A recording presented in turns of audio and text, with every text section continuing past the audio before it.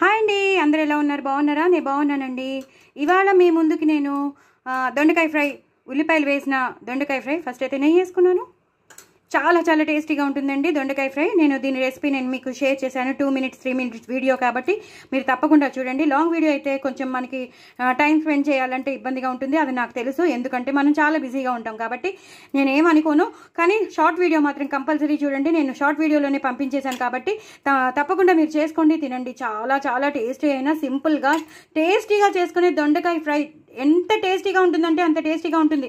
అనవసరంగా మనం మసాలాలు వేసి గ్రేవీ కూర వేసి స్టఫ్ చేసి చేసుకుంటాం. అది అప్పుడప్పుడు చేసుకుంటే బాగుంటుంది, కానీ నాకైతే ఇలా ఇష్టం అండి.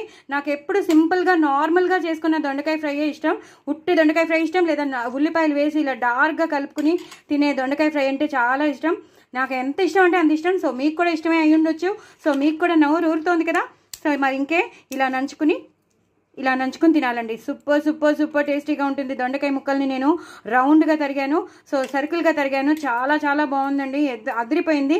ఇప్పుడు హాలిడేస్ కాబట్టి పిల్లలు కూడా ఇంట్లోనే ఉంటారు కాబట్టి ఇలా టేస్టీగా టైం కన్స్యూమ్ అవుతుంది.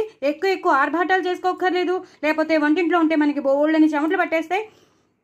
అలా అక్కర్లేదండి, హ్యాపీగా ఇలా సింపుల్గా చేసి పెట్టండి. చాలా చాలా టేస్టీగా ఉంటుంది కాబట్టి పిల్లలు తినేస్తారు. నేను ఒక్కదాన్ని చేస్తున్నాను, వీడియో చేస్తున్నాను కాబట్టి కదిలిపోతుంది, కంచం కూడా కదిలిపోతుంది, అందుకే తిప్పుకోవాల్సి వచ్చింది. సో నో ప్రాబ్లం అండి. తప్పకుండా నా ఛానల్ సబ్స్క్రైబ్ చేసుకోవడం మాత్రం అస్సలు మర్చిపోవద్దు. దీని రెసిపీ నేను షేర్ చేశాను కాబట్టి చూసుకోండి, చేసుకోండి, ఎంజాయ్ చేయండి. పిల్లలు ఇష్టపడి తింటారు, 1 కాదు 2 సార్లు మరీ తింటారు. ఓకేనా అండి? బాయ్ అండి. నా ఛానల్ మాత్రం సబ్స్క్రైబ్ చేసుకోవడం అస్సలు మర్చిపోదు. బాయ్ అండి.